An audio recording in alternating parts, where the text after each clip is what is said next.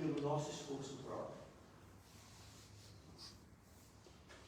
Mas ele quer também que a gente faça a nossa parte aqui na terra, né? Que vencer ganha a coroa da vida, não é? Ao que permanecer. Então exige também uma disposição nossa para com aquela bênção que a gente está recebendo. Existe uma resposta para essa graça. Existe uma necessidade de a gente valorizar aquilo que recebemos com tanto empenho da parte de Deus por nós. Que foi o sacrifício de passar aquela vergonha, aquele horror, receber o peso dos pecados da humanidade inteira, de todos os tempos, de uma vez só, de uma enxurrada só, no Senhor Jesus. Então isso tudo foi muito forte, muito pesado. E daí a gente precisa ter uma correspondência a essa bênção. E aí ele diz assim, ó, faça alguma coisa também. Não é que a gente vai receber a salvação por ter feito alguma coisa. Não é que a gente vai receber a graça por ter feito uma coisa. Não, mas é Nós fazemos porque recebemos. Fazemos porque recebemos, não fazemos para receber. Show de bola. Então, todas as igrejas têm essa questão, sendo que as críticas tem duas que não recebem. E elogios tem uma que não recebe. Qual é a igreja que não recebe elogio?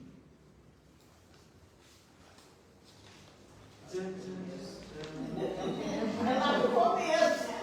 A segunda? É a segunda CIV? Quem sabe, né? Só Deus é que sabe. Qual é a igreja que não recebe elogio?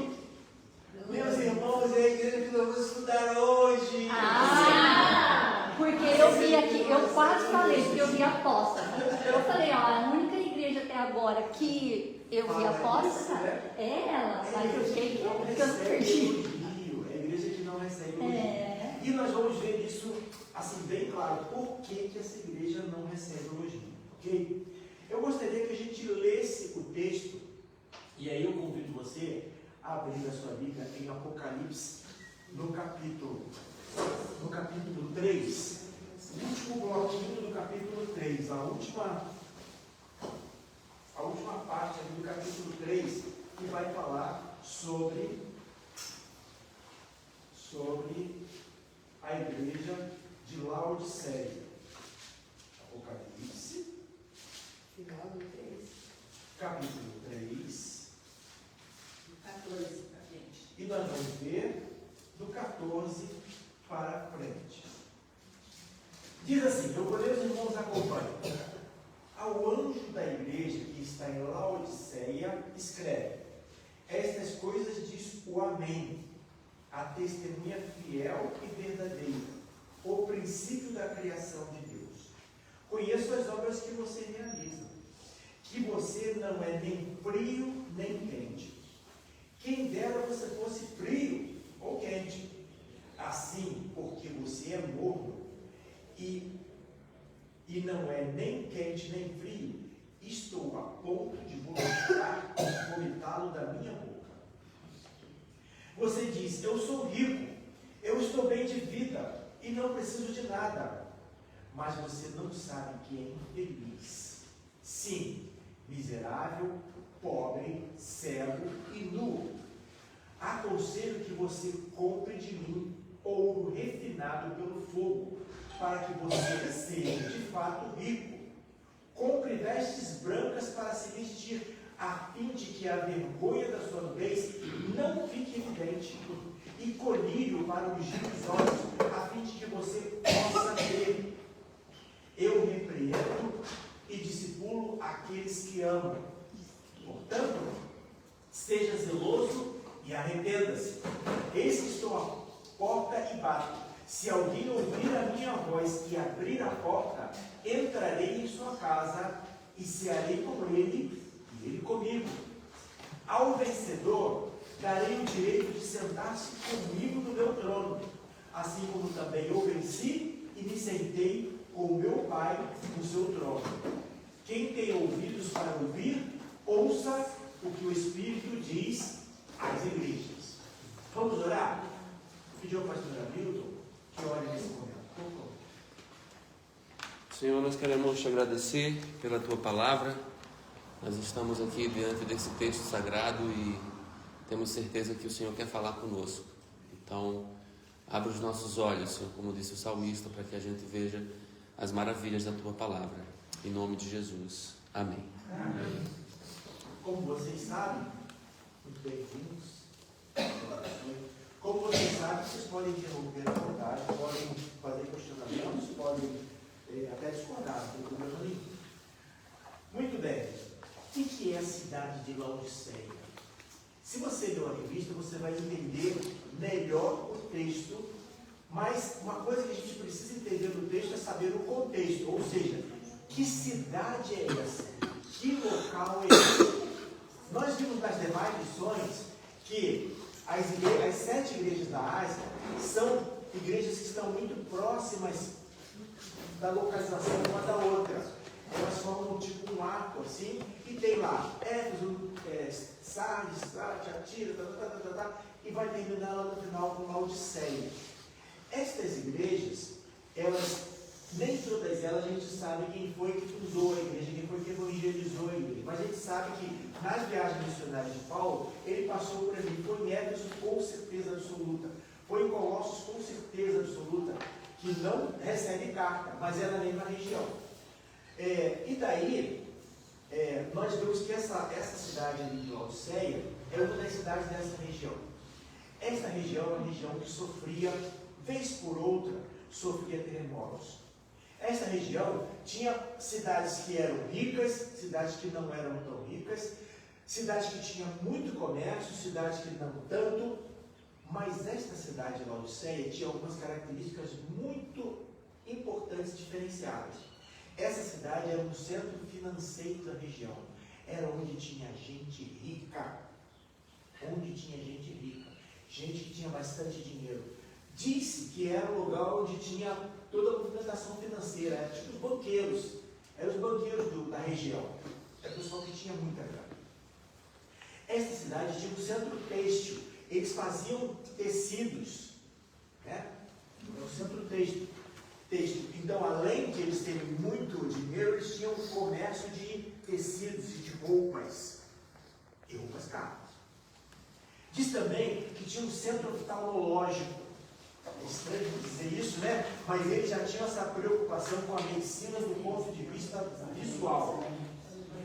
Já tínhamos visto uma cidade que tínhamos, dessas 7 cidades, que tinha um centro de estudos de medicina. Vimos isso, né? Uma delas tinha tipo uma universidade de medicina, para os moldes da época, lógico, né? Mas era um grande centro de medicina. E essa daqui era específica de oftalmologia. Eles tinham um colírio lá que eles exportavam para a maioria das principais cidades do mundo. Era exportador de colírio específico para cuidar de vista das pessoas. Era um remédio específico. Então essa cidade tinha essas características. Como vocês veem em todas as outras cartas, quando João relata aquilo ali, ele relata o que Jesus falou, e Jesus falou sempre com base no que a cidade era. Né? Com base no que a cidade era. Da aula passada, que as portas, por quê? Porque era a cidade que era o elo de ligação entre outras cidades, onde as pessoas passavam, portanto era um caminho de trânsito entre algumas cidades importantes. Ela não era tão importante, até uma cidade pobre, que sofreu com terremotos mais do que as demais, foi destruída várias vezes, porém, ela era uma cidade de passagem. Jesus falou aqui, a porta, a passagem. Fala da pobreza, porque eles foram destruídos muitas vezes. Fala de uma nova cidade, porque eles tiveram a cidade reconstruída várias vezes. Fala de um novo nome, porque essa cidade mudou de nome várias vezes. Então Jesus, ele procura contextualizar e todo mundo acaba entendendo o que ele está dizendo. Para nós, à primeira vista, é muito estranho, porque a gente não sabe que ele falou cada uma coisa dessa. Mas para esta cidade, tem coisas relativas a finanças, tem coisas relativas à questão de roupa e tem coisas relativas à visão. Então, quando a gente consegue enxergar isso, a gente contextualizou para entender o texto. Porque se a gente pegar o texto da Bíblia e tentar entender sem contextualizar, a gente cai num erro terrível de interpretação. Porque a gente não sabe exatamente o que está querendo dizer aqui. Muito bem. Feito isso, vamos ver o que é a igreja, especificamente a igreja de Laodiceia. E aí eu vou pedir para vocês, e alguém lê para mim, Colossenses 4, de 12 a 16. Pode ser que cada um leia um versículo. E a gente vai começando a entender o que é essa igreja de Laodiceia. A igreja de Laodiceia é citada em Apocalipse e é citada em Colossenses. Abriram? Colossenses 4. É um livrinho pequenininho de 4 pequenos capítulos, mas uma riqueza de informação bíblica e teológica sensacional. Quem não leu, leu. 4, a partir do 12. Saúde-vos, Epáfras, que é dos vossos servos de Cristo, combatendo sempre por vós em orações, para que vos conserveis firmes, perfeitos e consumados em toda a vontade de Deus. E posso testemunhar a respeito de Epáfras, de que muito se empenha por vocês, pelos de Laodiceia e pelos de Hierápolis. Continua. Saúda-vos Lucas, médico amado, e Demas. Saudai os irmãos de Laodiceia e Ninfa, e a igreja que ela hospeda em sua casa. 16. Depois que esta carta for lida entre vocês, façam que também seja lida na igreja dos Laodicenses, e que vocês igualmente leiam a carta de Laodiceia. Olha que coisa interessante que a gente descobre aqui. A gente descobre aqui o seguinte, vou fazer um parênteses. Muitos dizem que existe 3 cartas para Coríntios. 2 a gente conhece e a terceira não se achou. E aqui a gente fica, isso diz, no texto. Mas aqui fica claro que houve uma carta para Laodiceia, escrita por Paulo. Só que não se achou, não está no campo, né, da Bíblia. Então Paulo chegou a escrever uma carta de Laodiceia e diz assim: olha, eu estou mandando essa carta para vocês, colossenses, mas vocês leiam esta carta e depois passem para Laodiceia ver, que eram cidades próximas, tipo 8 quilômetros uma da outra. E mandei a carta para Laodiceia e depois vocês leiam a carta de Laodiceia também. Então existia uma carta para Laodiceia. Parece que Paulo nunca foi a Laodiceia, mas os seus discípulos foram. E ele nunca esteve como eles, mas escreveu uma carta para eles. E aqui, quando ele fala a carta para os colossenses, ele menciona a Laodiceia e fala sobre um tal Epáfras, que talvez possa ter sido alguém que foi um evangelista de lá e tal, para lá, enfim. Que vocês, e pelos que estão em Laodiceia, quer dizer, dão testemunho, se esforça muito por vocês, Epáfras, e pelos que estão em Laodiceia e em Hierápolis. Nós estamos vendo aqui 3 cidades. Colossenses está recebendo a carta, ele está falando sobre Laodiceia, e está falando que Epáfras, ele tem ajudado tanto a Colossenses, a Colossos, como a Laodiceia, como Hierápolis. 3 cidades vizinhas, 3 cidades uma pertinho da outra. Dizem que era tipo 8, 9 quilômetros uma da outra, coisa pertinho mesmo, né? Dá para ir a pé, se fosse meu amigo, se fosse meu amigo Adolfo. Então, e daí essas 3 cidades têm uma característica muito interessante que vamos ver já de uma vez. Ó, Colossenses tinha águas, o quê? O que eram as águas de Colossenses? Vocês leram a revista?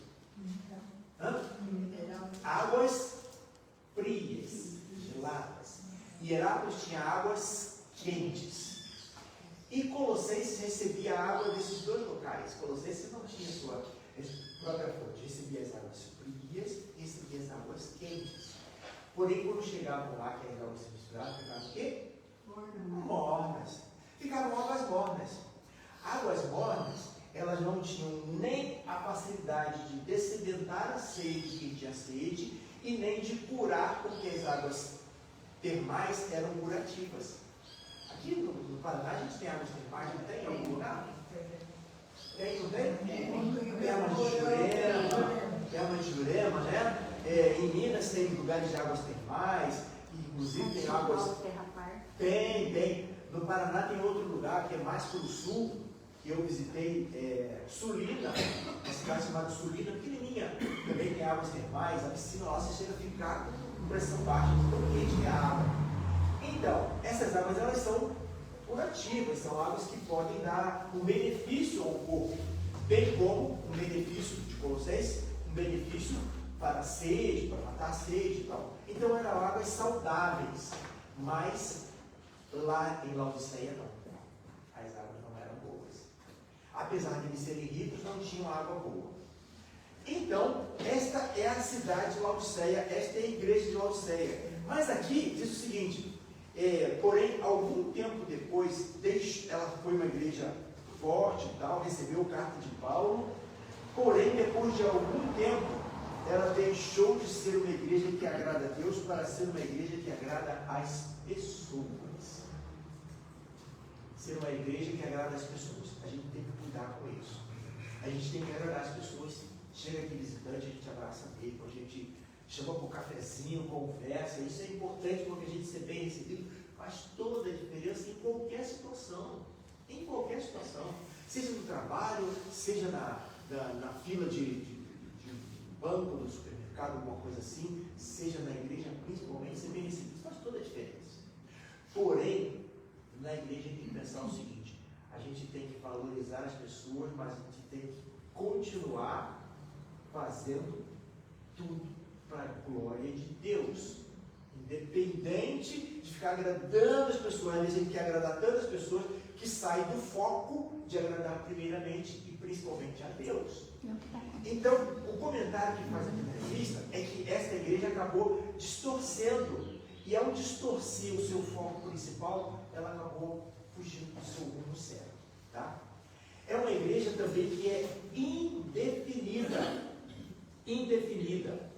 E nós vemos em Mateus 6,24, não precisa vir, que ninguém pode servir a dois senhores. Ninguém pode servir a Deus e as riquezas. Vocês não podem servir a Deus e ao dinheiro. O dinheiro é uma entidade demoníaca, mamon. O dinheiro pode ser muito útil, e é. O dinheiro pode ser muito bom, e é. Mas o amor ao dinheiro é a raiz de quê? De todo mal, de toda espécie de males. Então essa igreja era muito endinheirada e muito voltada para o dinheiro. Uma igreja muito rica e voltada para o dinheiro. Disse que essa igreja, que essa cidade, voltando a falar da cidade, que essa cidade, uma das vezes que foi destruída por um dos terremotos, ela recusou receber dinheiro de Roma. Ela falou assim, deixa com a gente não se cuida. E eles conseguiram reconstruir a sua cidade, enquanto que outras cidades ao redor não conseguiram reconstruir com a ajudinha de Roma. Eles, por conta própria, por serem muito ricos, fizeram outra cidade, no lugar dos escombros. Precisa ter dinheiro, né, para fazer isso. E eles eram ricos. Cidade rica, igreja rica. Porém, irrelevante. Adianta ser rico e ser irrelevante? Às vezes a gente fica pensando muito em dinheiro, gente. Fica pensando muito em ter, conquistar, fazer. Mas o que adianta se é irrelevante? Né? A palavra de Deus diz que deste mundo nós vamos levar o quê? Absolutamente nada material. Nem mesmo o nosso corpo. Nem mesmo o nosso corpo. Nós não vamos levar nada. Então, é importante a gente pensar sempre nisso. Um outro texto que diz sobre essa questão do dinheiro, diz em Tiago 4,4: adúlteros, vocês não sabem que a amizade com o mundo é inimizade com Deus? Quem quer ser amigo do mundo faz-se inimigo de Deus. Eles eram uma igreja muito do mundo, muito de coisas. Festa, talvez. Muita festa. Não fala, mas o que se entende é isso. Porque pelo que Jesus repreende eles, o que se entende é isso. Vocês estão ligados em dinheiro? Vocês pensam muito em dinheiro, em ouro, vocês não sabem de nada, vocês são horríveis, vocês são pobres, certo? Vocês são nus, vocês não têm nada. Você pensa que é algo, você não tem nada. E aí a gente fica pensando que é alguma coisa, que é alguma coisa. Outro versículo que fala sobre essa questão diz assim, ó, João 2: quem quiser amar ao mundo, o amor do Pai, se alguém ama o amor do Pai não está nele. O amor do mundo é um amor que se distancia de Deus. O amor do Pai não está nele. E quem permanece, quem quer fazer a vontade de Deus, permanece para quando? Para sempre. Permanece para sempre. Então essa igreja tem isso. Depois era uma igreja autossuficiente, que achava que ela própria se bastava. O texto diz assim, ó. A igreja refletia o caráter da cidade, vivendo confortável e arrogantemente, confiando mais nos seus recursos do que em Deus. Sua presunção era de que tudo quanto possuía se devia exclusivamente aos seus próprios esforços. Mas esta é a essência do pecado, desejo de viver independente de Deus. A essência do pecado é essa independência. É ruim ser independente? Claro que não é ruim. Claro que não é ruim. É bom você ter liberdade. É bom você ter liberdade, você ser independente. Já imaginou uma pessoa que chega aos 30, 40 anos e fica dependente de papai e mamãe? Isso é horrível. Não quero nem jogar. Isso é horrível, eu quero ter um exemplo. Isso é horrível. Isso é horrível. Mas a gente precisa ser dependente, sim, de Deus. Porque se a pessoa quer ou quer ser independente de Deus, ela perdeu a essência dessa proximidade com o Senhor. O Senhor, Ele quer cuidar de nós. Ele quer que a gente esteja nessa dependência dEle. Né? Essa independência diz que é a raiz do pecado, é a essência do pecado. Lá desde o princípio, quando a serpente tenta Eva, diz assim, você não precisa de Deus não. Você vai ser igual a Deus, você não vai nem precisar de Deus, você vai ser igual a Deus. A essência era isso. Isso foi o pecado original lá, a desobediência e essa intenção de ser igual a Deus. E assim, sendo igual a Deus, não precisa de Deus. Eu vou ser independente, sou igual a Deus, por que eu preciso de Deus? E até hoje tem gente que se acha Deus. Seja nos esportes, seja nas artes, seja na política. E a gente pode acabar entrando nessa veia aí de querer ser independente. Não, eu não dependo de nada. Eu tenho o suficiente para mim, não dependo de nada. Não. Precisa ser sempre dependente de Deus. Sempre dependente de Deus. Então, a igreja inconsciente é outro tópico. Falou da igreja indefinida, da igreja autossuficiente e agora da igreja inconsciente. Jesus disse assim, ó. Versículo 17. Não sabeis que eis infeliz. Com dignidade. Porém, no caso deles, era espiritual. Sendo espiritual, vocês são infelizes. Você pensa que é alguma coisa que vocês têm dinheiro? Vocês são miseráveis. Você pensa que vocês são pobres, vocês são cegos, não conseguem enxergar, e vocês são nus. Por que Jesus falou essas três coisas, hein? Pobre, cego e nu.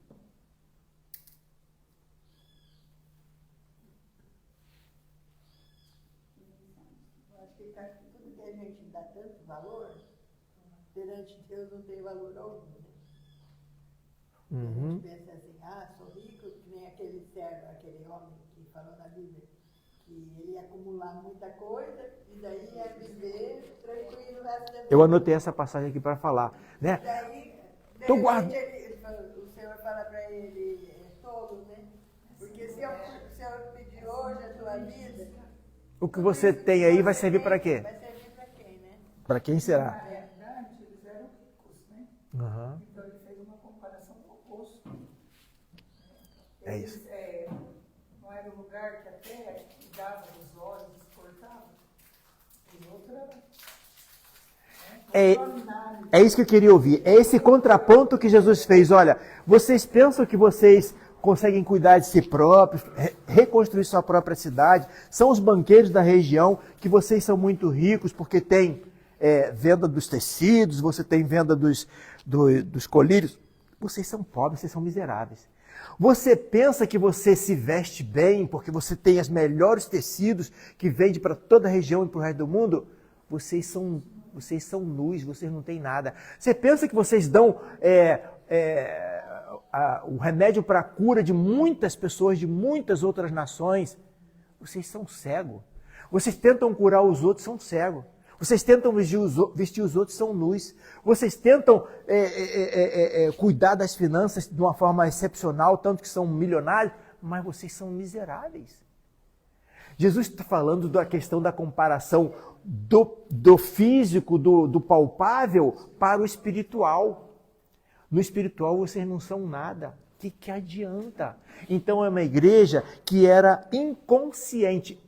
A primeira palavra que Jesus fala assim, você não sabe. A primeira palavra que ele diz assim, ó, vocês não sabem. Não sabes que você é isso, isso, isso. Eles não estavam percebendo a gravidade da situação espiritual deles. Daí, eu quero fazer um parênteses, porque se eu ficar sentando o chicote em Laodiceia, vocês vão dizer assim, é isso aí mesmo, bate em Laodiceia, Laodiceia, Aí eu coloco assim, ao invés de eu pegar uma pá e jogar para os outros, eu pegar o enxado e puxar para mim. Será que eu tenho consciência de quem realmente eu sou perante Deus? Se ele tivesse que me mandar uma carta, ele não estaria me recriminando por algumas coisas também? Com certeza, né? Todo mundo.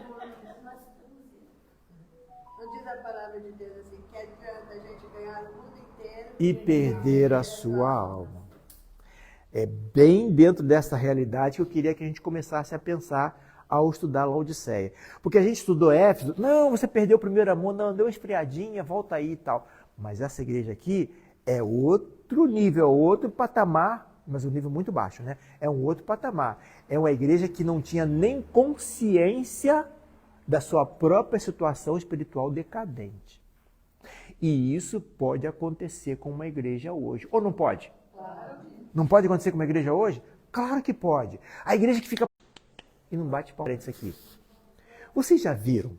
Se alguém já viu, me diga que eu nunca vi, talvez eu não tenha tido oportunidade de ver. Vocês já viram alguém fazer uma leitura bíblica e depois bater palma para o Senhor? Alguém já viu? Não viram. Vocês já viram alguém fazer uma dedicação de dízimo e oferta e dizer assim, está aqui o meu dízimo, seja louvado Deus? Já viu isso? Não. Você já viu depois de música o pessoal bater palma só depois da música? Já viu? Eu já vi muitas vezes, toda vez, cantou a música, bate palma. Bate palma para quem? Aí alguns dizem, palma para Jesus. Se for de coração, está valendo. Mas muitas vezes esse bater palma é para a pessoa. Bater palma é para a pessoa. Houve um grande problema algum tempo atrás, quando eu era criança, você não batia palma para ninguém na igreja. Não batia palma para ninguém na igreja. Até dizia assim, batista não sabe bater palma, batista não bate palma. Aí começou-se a bater palma para as crianças. As crianças apresentavam lá. Legal, a criança se sente recompensada, emocionada, porque foi bonito, né? Bateu palma para a criança. Aí começou batendo palma para a criança. Vê como é que às vezes as coisas entram, né? Aí depois começou a bater palma para as peças teatrais. Para as peças teatrais. Depois começou dança na igreja, bater palma para as danças, bater palma para as músicas. Agora bate palma para tudo. Mas não bate palma depois que você leu uma passagem bíblica que diz assim, o Senhor é o Deus de toda a terra. Aleluia! O Senhor é o Deus de toda a terra. Ninguém bate palma para a passagem bíblica. Eu nunca vi na minha vida toda, de 71 anos, nunca vi. Aí às vezes a gente pensa assim, quem que eu estou cultuando? Será que isso está certo? Deus não está me criticando, não. Domingo, semana passada, nós tivemos a posse de um pastor, querido pastor, de uma querida igreja também. A posse do pastor Vilibaldo. Pastor Vilibaldo é um professor de teologia da FABAPAR, muito competente, foi meu professor. Veio ser pastor da Igreja Batista Hortência. Deus abençoe, que seja um excelente ministério, de uma igreja irmã maravilhosa. Só que na reunião, aqui não foi um culto. Se bateu o palma para tudo quanto é pastor, inclusive para mim, para o Hamilton, para todo mundo. Pastor Heré, levante aí. Pastor Hamilton, fica de pé aí. Aí depois, na mensagem, que era a hora de falar a palavra, o pastor, que eu não vou dizer quem é, que fez a mensagem, falou assim, olha, se tivesse batido menos palma para o Vilibaldo do que para os outros, eu ia dizer assim, nem assuma essa igreja, porque tinha que bater palma mais para ele do que para todo mundo. Eu falei assim, o que eu estou fazendo aqui? O que eu estou fazendo aqui? Me deu vontade de sair embora, Milton. Tem, sabe? Com toda a sinceridade. O que eu estou fazendo aqui? Bater pau? Não ia fazer isso. Nunca ia fazer isso. Mas será que é isso que a gente tem que fazer? É bater palma para as pessoas? Eu fico assim. Talvez eu seja radical. Vocês me perdoem se eu sou radical. Mas eu acho que está errado. Acho que está errado. Né? A gente pode bater palma sobre uma música, um conteúdo de uma música? Pode. Mas tem que cuidar bem com isso. Né?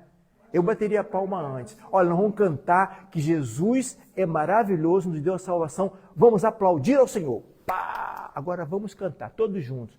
Inclusive, o pessoal do louvor não deveria nem cantar olhando para o público e fazendo o corpo público. Deveria cantar olhando, sei lá, para o céu. A gente não está cantando para o público. A gente não está fazendo show. Muito bem. Vamos continuar, senão eu fico toda a vida nesse ponto. Vamos continuar. O próximo é os títulos de Jesus. Aí ele se chama de O Amém. O que significa O Amém?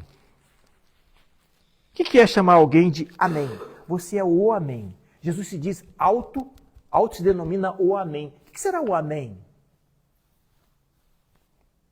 Assim seja, verdadeiramente, assim seja. Assim seja verdadeiramente. Eu concordo, né? Assim seja. É isso. E a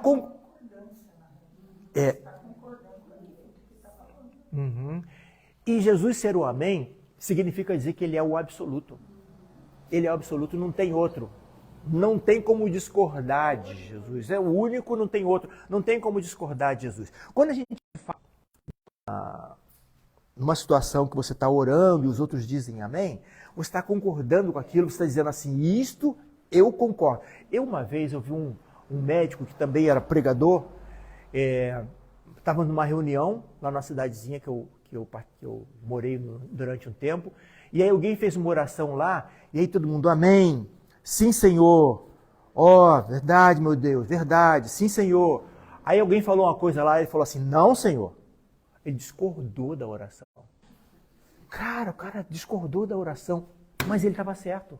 Aquilo não era real, aquilo não era uma coisa para a gente concordar. E ele foi sincero e honesto. Ele simplesmente disse, não Senhor. Orando, ele falou, não Senhor. Mas todo mundo ouviu? Claro que ouviu, ele falou em alto e bom som. Um presbiteriano, não era pastor, mas um pregador excelente, um ensinador excelente, pastor Fábio. O único problema dele é que corria muito, quase morreu várias vezes. Por causa da pressa de ser médico, ele 130, 140. Mas enfim, ele disse que não concordava. E Jesus, ele disse que ele é o Amém. Ele é aquele que é incontestável. Ele é verdadeiro sempre. Ok. Ele disse mais que ele é testemunha fiel e verdadeira. O que significa dizer que uma pessoa é testemunha fiel e verdadeira? Vou pegar minhas anotações aqui para ajudar um pouquinho. O que é isso?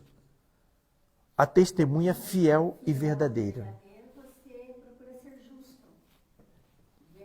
Sem parcialidade. Sem imparcialidade. Verdadeiro. Você julga com justiça. Ou seja, não importa se é teu amigo, se não é. Se está errado, é errado. Se é certo. Imparcial. Acho eu. Vamos ver o que diz Hebreus 1:3 diz assim, o Filho é o resplendor da glória de Deus e a expressão exata do seu ser, sustentando todas as coisas por sua palavra poderosa. Depois de ter realizado a purificação dos pecados, ele se assentou à direita da majestade das alturas. Ele é isso daí, o máximo, o principal, o verdadeiro.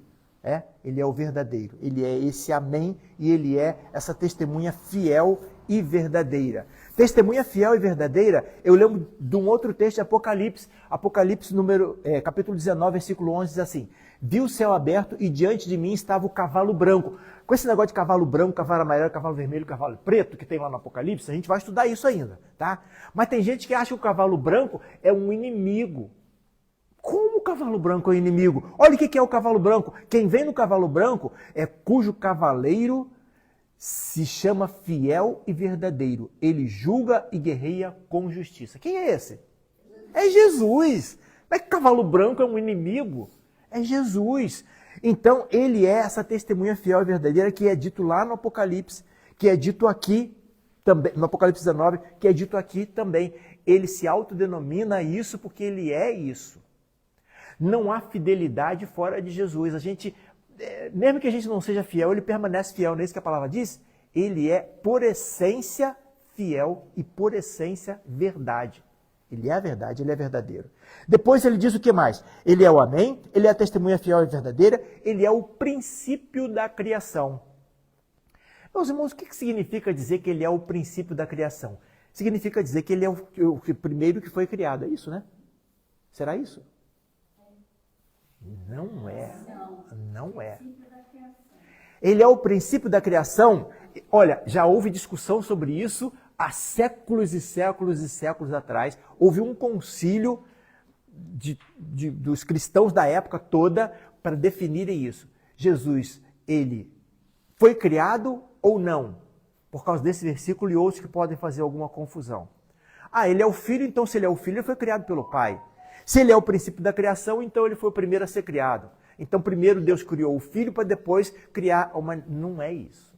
Não é isso. É difícil para nossa mente entender, mas o Deus triuno, o Deus que é Pai, Filho e Espírito Santo, ele existe desde sempre. E daí, essa ideia de o princípio significa ele é o fundamento, princípio no sentido de fundamento da criação.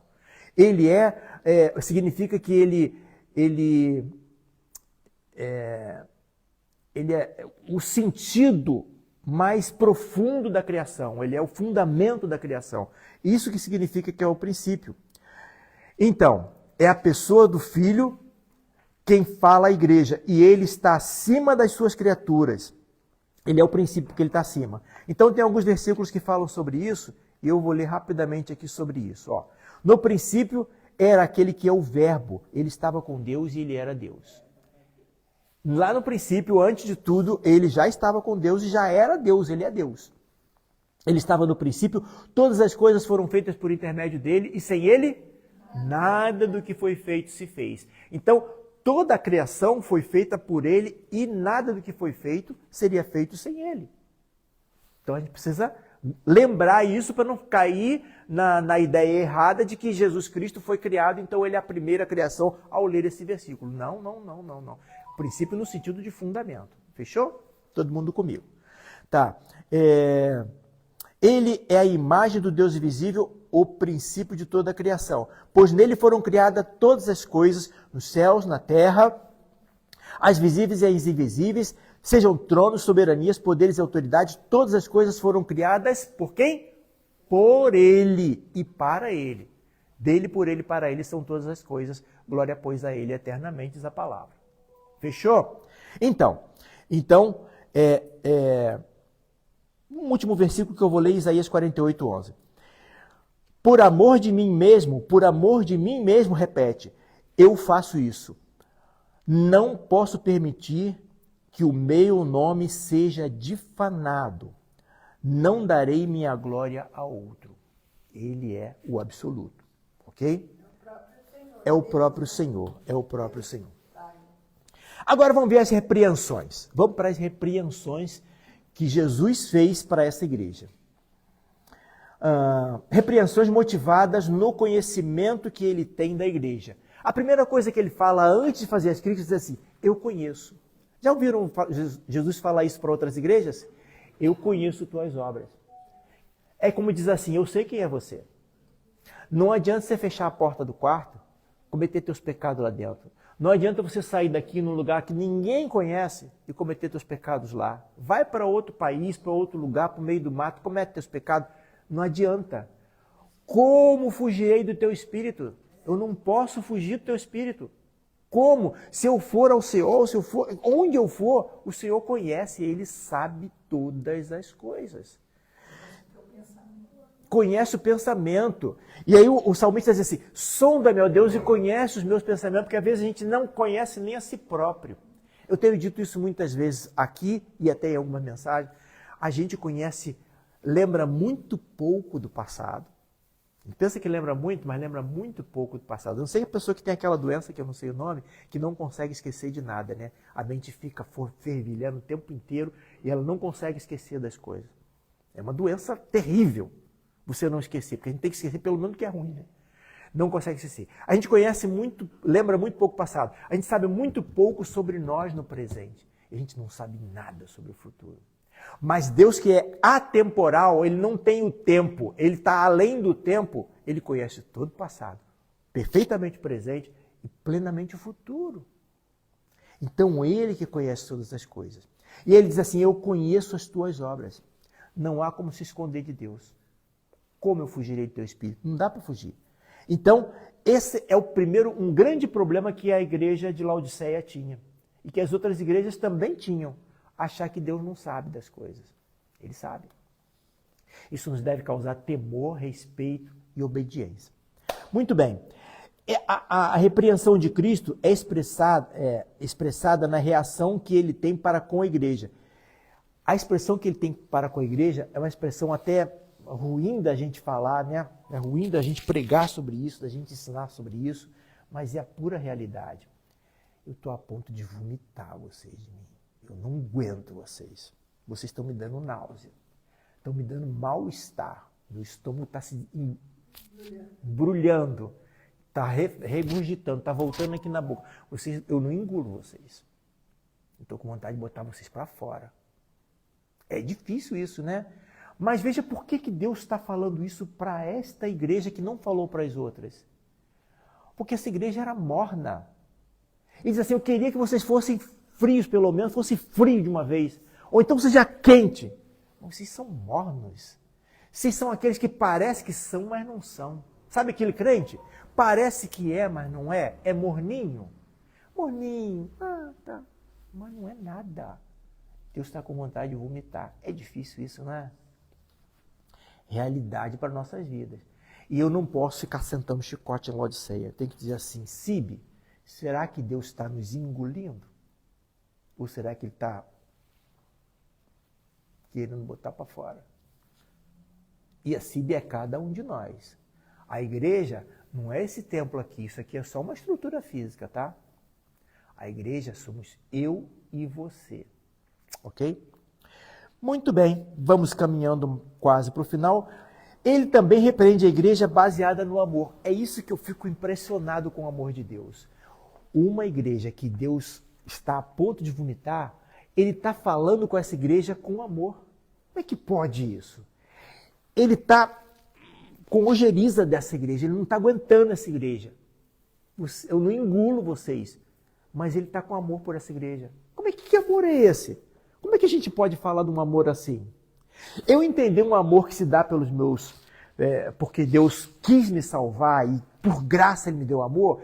Às vezes a gente consegue entender. Mas uma igreja, uma pessoa que Deus não está suportando, ele ama.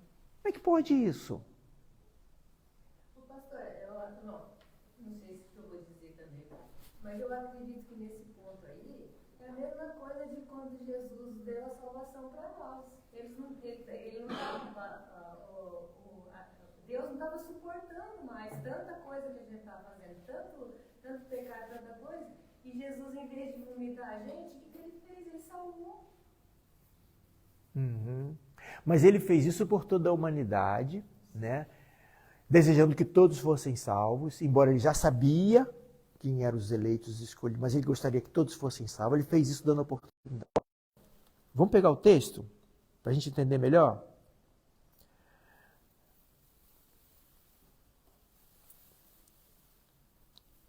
XIX. Eu repreendo e disciplino aqueles que amo. Portanto, seja zeloso e arrependa-se. Eis que estou... Não, é um pouquinho antes. 18. Aconselho-te que você compre de mim ouro refinado pelo fogo, para que você seja de fato rico. Compre vestes brancas para se vestir, a fim de que a vergonha e a sordidez não fique evidente, e colírio para os olhos, a fim de que você possa ver. Eu repreendo e disciplino aqueles que amo. Ele está repreendendo, ele está disciplinando, ele não está se dando pela humanidade. Nesse momento aqui, ele está o chicote na mão. Nesse momento aqui, ele está derrubando as mesas dos cambistas lá, na frente do templo. Mas está dizendo assim, eu amo vocês. Ele não está fazendo um sacrifício pela humanidade, para quem se arrependeu ou para quem não se arrependeu, porque ele ama a todos. Não. Ele está, na hora da repreensão, ele está amando. Eu pergunto para vocês, é fácil quando você está com raiva de alguma coisa que teu filho ou tua filha fez e você vai ter que dar uma chinelada naquela criança, você que hoje em dia diz que não tem que se bater mais, eu sou da antiga, mas que você tem que fazer uma repreensão, mas você está assim, ó, eu te amo, mas você está errado e você está merecendo agora esse castigo. Às vezes não é fácil fazer isso não. Não é fácil fazer isso não. Não é humano fazer isso não, isso é de Deus. Né? Tem que ser de Deus. Então eu queria chamar a atenção aqui para isso. Eu não discordo de você, que também é amor. Mas eu queria ressaltar que é uma situação um tanto quanto diferente na minha maneira de ver. Tá? Não discordo assim 100% de você não, mas eu vejo um pouco diferente. E aí ele diz assim, eu disciplino a quem amo, portanto seja zeloso e arrependa-se. Ele ainda dá uma oportunidade de se arrepender a quem tanto fez contra o Senhor. Então essa é a exortação de Cristo. Aconselho-te, agora vamos sim para os conselhos, que compre ouro refinado. Eles achavam que eram ricos, mas vocês têm que comprar o ouro puro. Vocês sabem que o ouro tem diversos tipos de pureza, né? Quanto mais ele for refinado, burilado, ele vai ficando mais puro. Existe o ouro ainda com bastante contaminação, existe o ouro mais refinado, o ouro puro. Vocês querem ser rico mesmo? Compre de mim o ouro puro. Vestes brancas, símbolo da pureza, e tem vários versículos que falam sobre isso, tanto em Apocalipse, quanto em João, quanto em Eclesiastes, quanto em Mateus, não teria tempo para ler todos. Mas veja, fala sobre vestes, que significa pureza.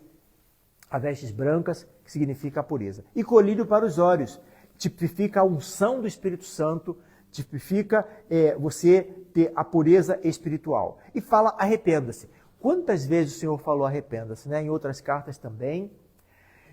João Batista fazia sua pregação falando arrependa-se. Jesus fazia sua pregação falando arrependa-se.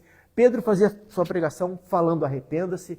E nas igrejas de hoje quase a gente não fala arrependa-se.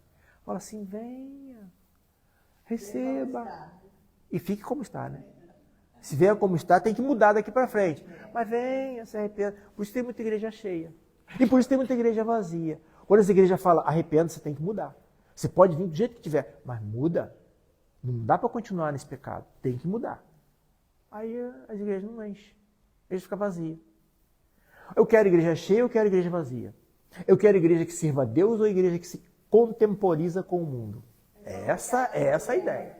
Essa é a ideia. Que ia ser apedrejada pelo adultério, né? E o Senhor fala depois, né? Não tem algum pecado, né? Uhum. Atire a primeira pedra. Só que depois ele falou para ela, vá e não peques mais. E não peques mais. Não peques mais. Arrependa-se. É isso aí. Arrependa-se. Muda o caminho, faz uma conversão e não volte mais ao pecado. Uma recomendação importantíssima. Então é isso. Arrependa-se. Hã? Enquanto que a justiça dos homens, baseada na lei nua e crua, queria apedrejar a mulher, Jesus falou assim, não, vamos por perdão. Tem oportunidade para você mudar. Vai, não peques mais. Se arrependa. E por fim, ele diz, ouve-me. Eis que estou à porta e bato. Eu queria concluir com isso a questão de estar à porta batendo. Eis que estou à porta e bato. Se alguém ouvir a minha voz, o que diz lá? Eis que estou à porta e bato. Se alguém ouvir a minha voz e abrir a porta, entrarei em sua casa e cearei com ele e ele comigo. Significa dizer o seguinte, existe um banquete. Existe um banquete. Quer participar desse banquete? Eu estou batendo para te convidar para esse banquete. Eu estou à porta batendo. Se você abrir, beleza, vamos participar do banquete. Agora, se não abrir, o que significa isso? Significa que a graça não é suficiente e a gente precisa de ter alguma atitude. A graça é suficiente, mas a atitude não é descartada. A atitude é necessária. Se você não aceitar esse plano de salvação, você não tem como aceitar. Essa questão teológica aí é uma questão que às vezes fica complicada, porque alguns acham que é graça, foi escolhido e não tem que fazer mais nada. Opa, tem sim. Jesus várias vezes fala, estou à porta e bato. É preciso você ter uma resposta para essa graça maravilhosa que o Senhor está dando, né? Então, existem alguns que acham que, não, você tem que fazer por onde? Não, fazer por onde? A graça não existiria. Então, existe a graça, mas existe uma correspondência da nossa parte. Assim que eu entendo, assim que muitos entendem. Então, fica aí com vocês essa ideia. E aí, continuando, diz assim, ao vencedor darei o direito de sentar-se comigo no meu trono. Olha só, em primeiro lugar, existe assim, ó, nós vamos, se você atender, nós vamos ter um aconchego, nós vamos ter um momento de confraternização, um momento de intimidade. Vamos estar junto. Deus quer estar junto de nós. Se você abrir a porta, abra a porta do seu coração. Aí nós vamos ter isso. Agora, além disso, ele diz assim, ó, se você permanecer nesse processo de santificação que faz parte da salvação, você tem um prêmio maior. Não vai ser só na intimidade. Eu vou revelar isso para todos. Todos vão ver. Por quê? Porque você vai estar no trono comigo. Já pensou o peso disso? Já pensou o peso disso? Você vai se assentar comigo. Cara, os apóstolos, 2 apóstolos, João e Tiago, né, queriam que Jesus desse um lugar à direita e à esquerda. Um versículo que fala que foi a mãe, outra versão fala que foi ele. Na verdade, foi ele através da mãe, possivelmente. Né? Ele mandou a mãe pedir. Mandou a mãe pedir.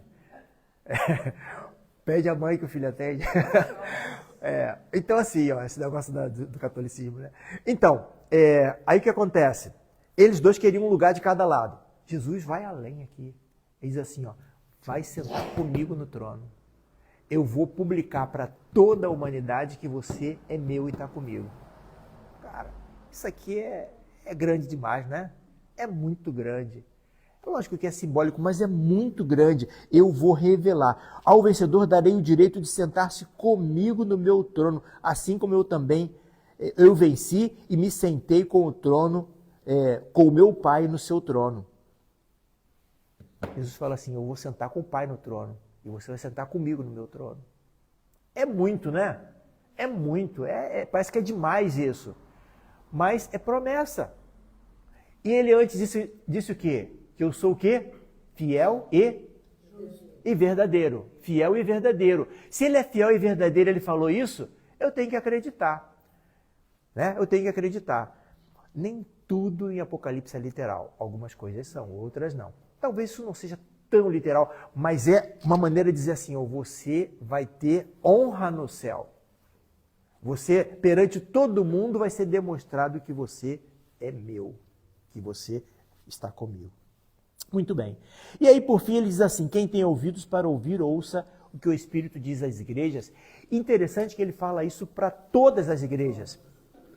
A que não teve repreensão, a que teve repreensão, a que precisava se arrepender muito, a que deixava Jezabel, a que seguia a doutrina de Balaão, dos nicolaítas, para todo mundo ele falou o seguinte, ouça bem, se você tem ouvidos para ouvir, porque a gente pode escutar, mas não se aperceber, se aperceber só intelectualmente, não se aperceber espiritualmente. Mas você tem ouvidos para espiritualmente entender isso, apreender isso, aplicar isso, obedecer? Se você tem esse ouvido, ouça. Porque o Espírito está dizendo para as igrejas. Às vezes a gente não ouve o que o Espírito diz às igrejas. Né? A gente não ouve. E ele fala na sua palavra.